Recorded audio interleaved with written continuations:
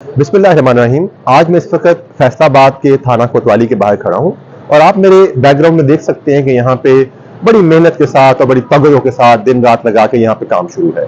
ये काम बेसिकली पंजाब के तमाम थानों में स्टार्ट है, जिसमें पंजाब के तमाम थानों को स्पेशल इनिशिएटिव पुलिस स्टेशन के तौर पर अपग्रेड किया जा रहा है। अब पहला सवाल तो ये बनता है कि अपग्रेडेशन कैसे की जा रही है और किस तरीके से की जा रही है। तो मैं आपको बताना चाहूंगा कि इसके लिए पंजाब गवर्नमेंट ने और हमारे डिपार्टमेंट ने हमें बेतहाशा फंड प्रोवाइड किए। अगर सिर्फ फैसलाबाद की बात करूं तो हमें तकरीबन 11 करोड़ 21 लाख के करीब हमें सिविल वर्क्स में, हमें फर्नीचर की मद में और हमें आईटी इक्विपमेंट की मद में पैसे प्रोवाइड किए गए।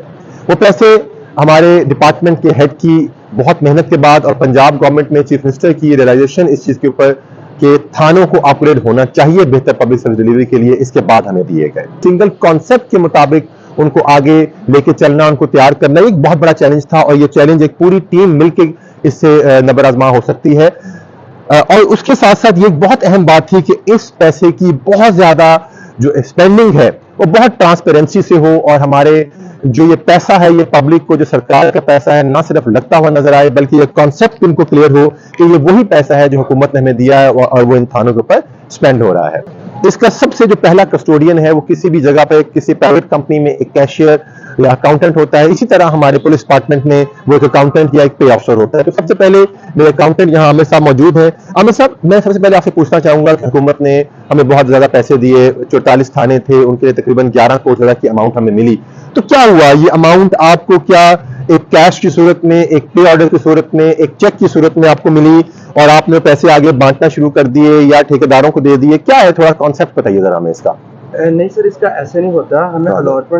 हमें इसकी अलॉटमेंट वसूल होती है। उसके बाद हम सबसे पहला काम ये करते हैं कि हम जाके एक्शन ऑफिस से बिल्डिंग के हम इसके रफ कॉस्ट एस्टीमेट लेते हैं। उसके बाद रफ कॉस्ट एस्टीमेट वो अपना एक बंदा मुतय्यन करता है, थाना जात में जाके हर चीज़ की लेंथें लेके सारा काम उसका डिसाइड करके उसके बाद रफ कॉस्ट एस्टीमेट देते हैं। उस रफ कॉस्ट एस्टीमेट को पीपीआर रूल 2014 के तहत हम एडवर्टाइज करते हैं। जब वर्क ऑर्डर जारी हो गया फिर वो काम करता है। काम करने के बाद फिर उसकी इंस्पेक्शन होती है।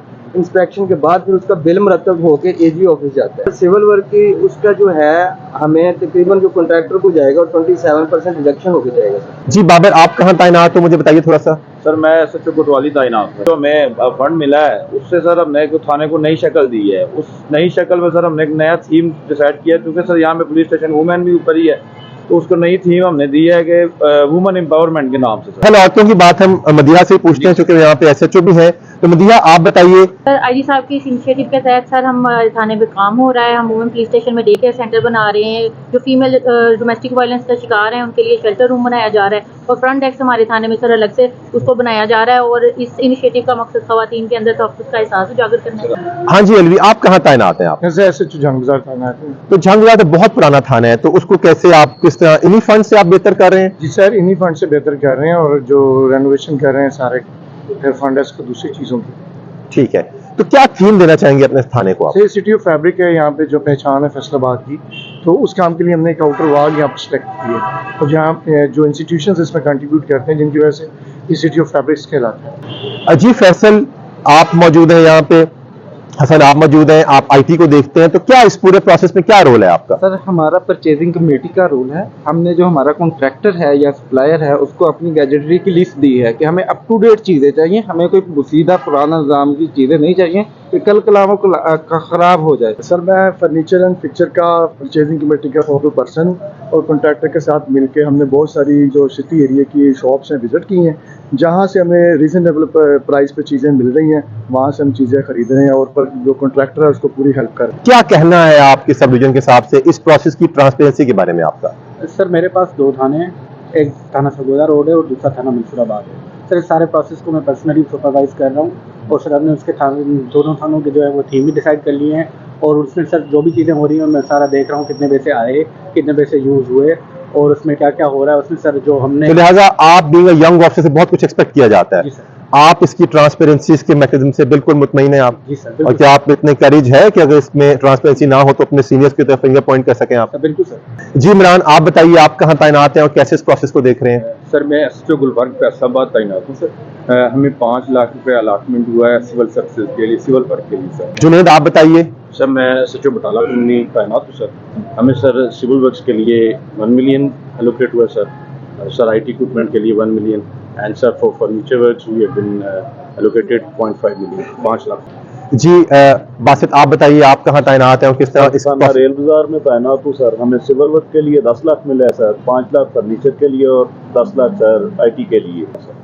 जी अली आप कहाँ तैनात सर हैं? मैं सचिव गुलाम अहमदाबाद तैनात हूँ सर। अच्छा। हमें सर 10 लाख रुपया सर आईटी इक्विपमेंट के लिए सर अलॉट हुआ, 5 लाख रुपया सिविल वर्क के लिए और 5 लाख रुपया फर्नीचर के लिए सर। मुझे अली आप एक चीज बताइए कि पुलिस जब भी काम करती है तो उस पर कहीं ना कहीं एक स्पॉट लगता है कि ये ले दे के काम हो रहा है, ये कॉन्सेप्ट पब्लिक के दरमियान आ जाता है। चाहे सरकारी पैसा आप लगाएं भी तो यही समझ रहे होते हैं कि आप पता नहीं कहीं ना कहीं से कोई ना कोई स्पॉन्सर कर रहा होगा।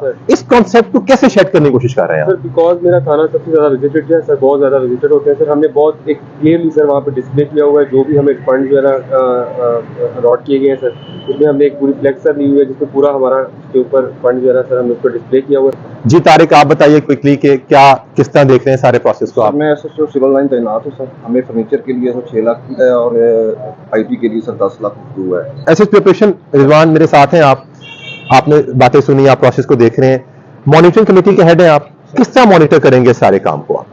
सर ये जिस तरह बताया कि कमेटी एक बना दी गई है, उसके अंदर जो फंड एलोकेट हुआ है और उसके बाद उसकी परचेजिंग प्रोसेस और उसका थानों तक पहुंचना और थाने के अंदर लग जाना, ये 3 हिस्सों के अंदर जो बात सर ये हो रही है, इसको हमने इंश्योर करना, टेस्ट करना है, देखना है कि जो फंड हमारे पास आया था क्या वो अकाउंटेंट से निकल के थाने तक पहुंच गया है, और अगर थाने तक पहुंचा है तो क्या मार्केट प्राइस के मुताबिक वो थाने के अंदर लग गया है या नहीं लगा है।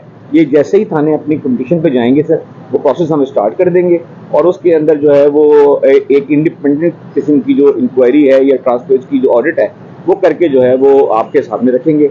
और इसमें जो है मुझे पूरी उम्मीद है कि इंशाल्लाह ताला इस सारे प्रोसेस के अंदर किसी किस्म की जो कोई मदद नहीं होगी इंशाल्लाह। बेसिकली आज इस वीडियो के इख्तिताम पर हमारे इसी फेसबुक पेज के नीचे आपको एक डॉक्यूमेंट मिलेगा जिसमें हमारे तमाम थानों के अंदर जो फंड्स अलॉटमेंट हुई है वो पब्लिक का कोई बंदा भी उसको देख सकता है। अपने आप को ओपन अप करने का, पब्लिक के साथ ये बात करने का, हम कलाम होने का अपनी फोर्स साथ मकसद ये है कि जो काम हुकूमत एक बहुत नेक नीति से फंड्स देके कर रही है, हम चाहते हैं कि हमारी फोर्स और हमारी पब्लिक इस कॉन्सेप्ट से निकले कि पुलिस जो है वो बगैर फंड्स के काम करती है या पुलिस इनफॉर्मल तरीके से फंड्स को अरेंज करके काम करती है या उसको अपने काम कराने के लिए किसी ना किसी और चीज का सहारा लेना पड़ता है।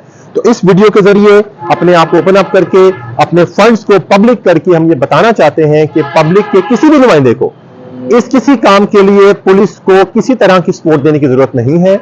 हम खुद कफील हैं, हम अपना काम अपने बजट से कर रहे हैं। अगर किसी थाने में कोई एसएचओ जिम्मेदार है जो यहां खड़े हैं और बहुत सारे और हैं जो यहां पे नहीं है, कोई थाने का ऐसा नुमाइंदा जो अपने जाती मकासद की खातिर इस सरकारी काम को प्राइवेट काम पोर्ट्रे करके आपसे पैसे मांगता है, तो बराह मेहरबानी सीपीओ ऑफिस में मेरे साथ या हमारे जो मॉनिटरिंग के इंचार्ज है प्रिपरेशन, इनके साथ राब्ता कीजिए और हमारे इस नेक काम को, हमारे इस डेवलपमेंट के काम को, हमारे इस पब्लिक ओरिएंटेड सर्विस को किसी तरीके से आप दागदार ना होने दीजिए। बहुत शुक्रिया आपका।